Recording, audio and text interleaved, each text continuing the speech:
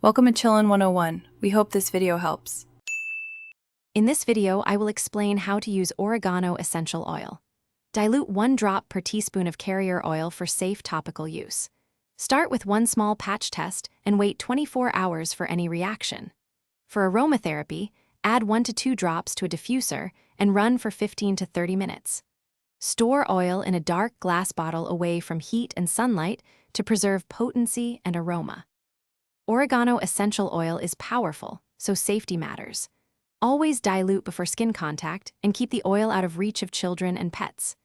Avoid ingesting the oil unless a qualified healthcare professional explicitly advises it.